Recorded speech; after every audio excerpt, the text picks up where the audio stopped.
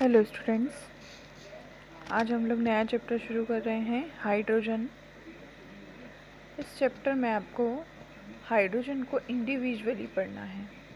Individually means कि हम अकेले हाइड्रोजन को एक चैप्टर के फॉर्म में पढ़ रहे हैं यहाँ पर। तो ऐसा क्यों कि हम हाइड्रोजन को अकेले चैप्टर के फॉर्म में पढ़ रहे हैं और बाकी सारे एलिमेंट्स को हम ग्रुप वाइज पढ़ते हैं। जैसे एस ब्लॉक एलिमेंट पढ़ेंगे हम, पी ब्लॉक एलिमेंट्स पढ़ेंगे हम। हाइड्रोजन में ऐसी क्या खास बात है कि हमें इसको एक अकेले चैप्टर के फॉर्म में पढ़ना पड़ रहा है। एक्चुअली इसका जो पोजीशन है, इसका जो कॉन्फ़िगरेशन है, इट इज़ वेरी टिपिकल। ये चीज़ हम लोगों ने देखी हुई है कि जब हाइड्रोजन को पीरियोडिक टेबल में दिखते हैं तो आपको हाइड्रोजन के लिए कोई प्रॉपर प्लेस नहीं मिलता है पीरियोडिक टेबल में। पीरियोडिक टेबल में हमने फर्स्ट ग्रुप जो है लिथियम, सोडियम, वो वाला जो ग्रुप है फर्स्ट ग्रुप, उस ग्रुप के जस्ट ऊपर एक ब्लॉक में हाइड्रोजन को रखा हुआ है। जो ब्लॉक उस फर्स्ट ग्रुप से अटैच्ड भी नहीं है, वो अलग ही ब्लॉक है, लेकिन है वो फर्स्ट ग्रुप के ऊपर ही, फर्स्ट ग्रुप के ऊपर ही है वो। तो इस तरीके से हम हाइड्रोजन की प्लेस को पीरियोडिक टेबल में एक अलग ही पोजीशन पर देख रहे हैं। तो ऐसा क्यों? उसका रीज़न एक्चुअली ये है कि हाइड्रोजन का कॉन्फ़िगरेशन होता है वेरी टिपिकल। हाइड्रोजन का कॉन्फ़िगरेशन वेरी टिपिकल है। जैसे हाइड्रोजन का जो एटॉमिक नंबर होता है वो होता है 1, उस वजह से इसका कॉन्फ़िगरेशन क्या आता है, 1:1 आता है। अब ये जो हाइड्रोजन का एटॉमिक नंबर 1 है और इसका मास नंबर भी क्या होता है, 1 होता है।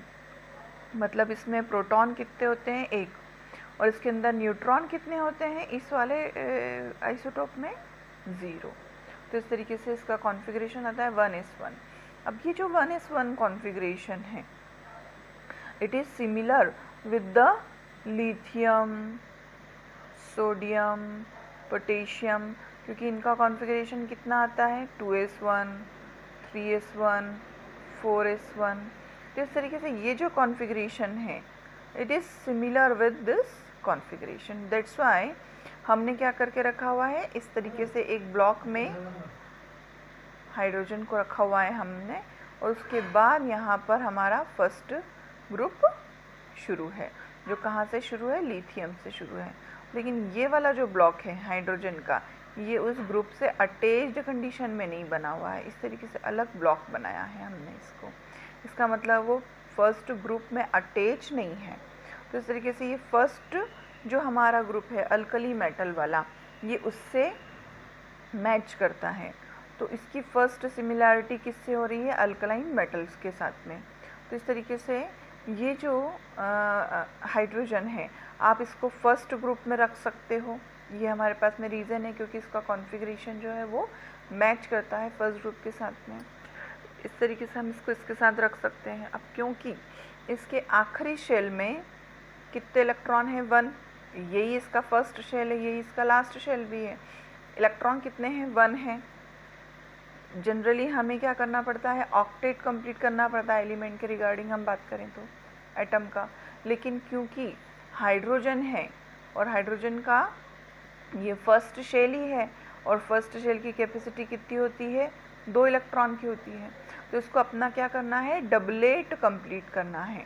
अब जब डबलेट इसको कंप्लीट करना है तो कितने इलेक्ट्रॉन इसके पास में लेके जा रहे हैं, कितने इलेक्ट्रॉन की कमी जा रही है, टारगेट है 2 का। इसको इलेक्ट्रॉन करना है 2 और इसके खुद के पास में 1। तो इसको 1 इलेक्ट्रॉन की ज़रूरत है अपना ऑक्टेट कंप्लीट करने के लिए। इसलिए ये फर्स्ट ग्रुप से तो मैच कर रहा था क्योंकि इसका कॉन्फ़िगरेशन इस तरीके से मैच कर रहा है, लेकिन ये ग्रुप नंबर 17 से भी मैच करता है। क्यों? क्योंकि ग्रुप नंबर 17 में आपको कौन मिल रहा है, फ्लोरीन मिल रहा है, क्लोरीन मिल रहा है, ब्रोमीन मिल रहा है। इनके अंदर क्या ख़ास बात है, तो एक्चुअली इनका कॉन्फ़िगरेशन ज़्यादा है इस तरीके से 2 7 2 8 7 2 8 8 7, इस तरीके से आखिरी शेल में 7 इलेक्ट्रॉन। चाहिए कितने इसको, आखिरी शेल में 8 इलेक्ट्रॉन चाहिए, मतलब इसको भी 1 इलेक्ट्रॉन की कमी जा रही है, इसको भी 1 इलेक्ट्रॉन की कमी जा रही है। तो आप हाइड्रोजन को फर्स्ट ग्रुप में तो रख ही सकते हो, आप इसके अलावा इसको 17th ग्रुप में भी रख सकते हो। अब उस वजह से इसके बिहेवियर कैसे हो गए चेंज। यदि आपने इसको फर्स्ट ग्रुप के सिमिलर माना तो it act as a metal. क्यों? क्योंकि मेटल क्या करती है, हमेशा इलेक्ट्रॉन क्या कर देती है, डोनेट कर देती है। तो करता है, हाइड्रोजन भी डोनेट करता है, और क्या बनाता है डोनेट करने के बाद में H+ आयन बनाता है, जिसको हम प्रोटॉन भी बोलते हैं। तो इस तरीके से ये हाइड्रोजन का H+ आयन भी बनता है 1 इलेक्ट्रॉन डोनेट करने से। मतलब अभी इसने यहाँ पर कैसा बिहेव करा, एक मेटल के जैसा बिहेव करा। ये कुछ केसेस में, कुछ एलिमेंट्स के अपोज में ये नॉन मेटल के जैसा भी बिहेव करता है। मतलब ये क्या करता है, आखिरी शेल में इलेक्ट्रॉन है इसके 1, इसको 1 इलेक्ट्रॉन और चाहिए अपना डबलेट कंप्लीट करने के लिए। तो ये क्या करता है, 1 इलेक्ट्रॉन गेन कर लेता है और इस तरीके से नेगेटिव आयन भी बनाता है। अब यहाँ पर क्योंकि इसने इलेक्ट्रॉन गेन करा तो ये कैसा बिहेव करेगा, नॉन मेटल की जैसे।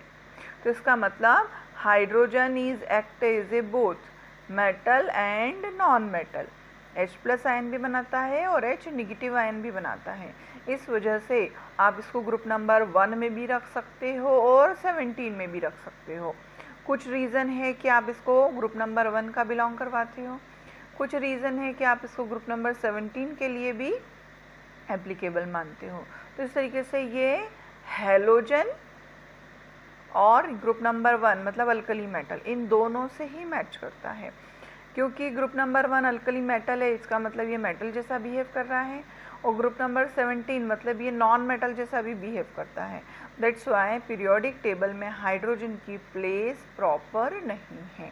ये मेटल के जैसा भी बिहेव करता है, ये नॉन मेटल के जैसा भी बिहेव करता है।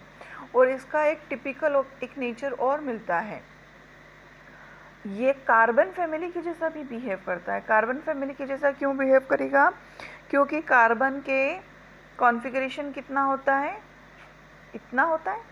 अब आखिरी शेल में इसके कितने इलेक्ट्रॉन है, 4। इसको कंप्लीट करने के लिए चाहिए कितने, 8 इलेक्ट्रॉन। मतलब एग्जैक्टली हाफ इसके पास में इलेक्ट्रॉन है आखिरी शेल में, और इसको हाफ ही चाहिए। अब यदि हम बात करें हाइड्रोजन की तो इसका कॉन्फ़िगरेशन कितना है, 1। इसको अपना फर्स्ट शेल कंप्लीट करने के लिए टारगेट कितना है, इसके पास में 2 इलेक्ट्रॉन का टारगेट है। एग्जैक्टली हाफ इलेक्ट्रॉन इसके पास में भी प्रेजेंट है। इसका मतलब ये कार्बन के जैसा भी बिहेव करेगा। तो इट मीन्स कि जो हाइड्रोजन है उसकी पूरी पीरियोडिक टेबल में कोई प्रॉपर प्लेस नहीं है।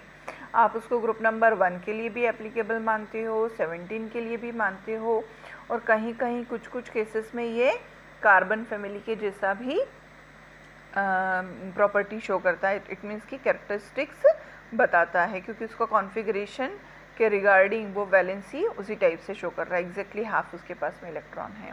तो इस तरीके से पीरियोडिक टेबल में हाइड्रोजन की प्लेस निश्चित नहीं है।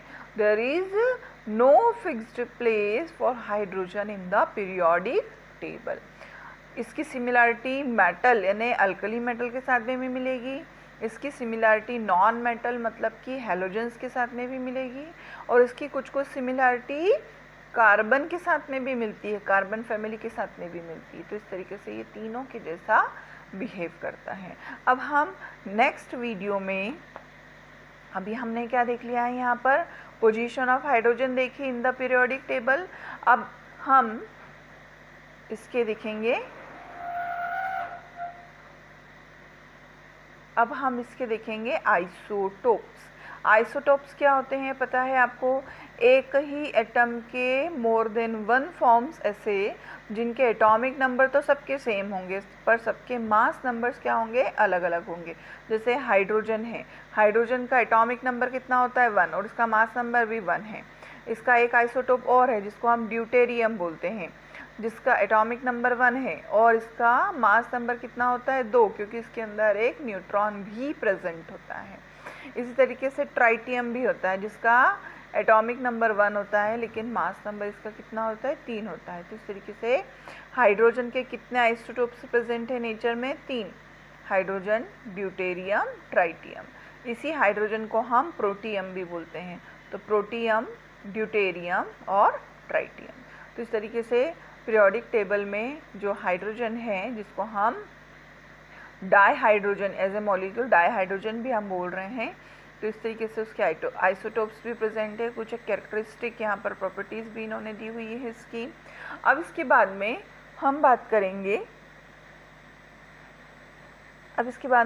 करेंगे इसके ऑकरेंस की। ऑकरेंस मतलब कहाँ पर प्रेजेंट होता है। वैसे तो हाइड्रोजन के बहुत सारे सोर्सेस हैं, इसको ये वाटर में भी प्रेजेंट होता है, उसके अलावा डाइहाइड्रोजन के जैसे भी प्रेजेंट है।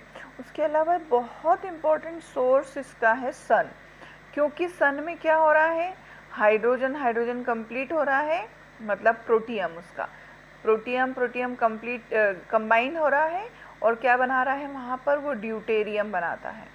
तो इस तरीके से हाइड्रोजन का मेन सोर्स तो हो जाएगा सन में क्या होती है, यही वाली रिएक्शन होती है जो कैसी होती है, एक्सोथर्मिक। उस वजह से हमें सन के अंदर से पूरा टाइम हीट और लाइट निकलती हुई मिलती रहती है। तो इस तरीके से जो हाइड्रोजन है इसका मेन सोर्स होता है सन।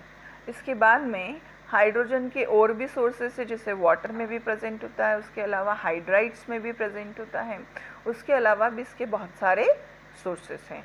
तो इस तरीके से आज हमने इस वीडियो में फर्स्ट देखा है position of hydrogen in the periodic table, then occurrence देखा हमने और इसके आइसोटोप्स देखे हैं। अब इसके बाद में नेक्स्ट वीडियो में हम प्रिपरेशन प्रॉपर्टीज़ देखेंगे हाइड्रोजन की।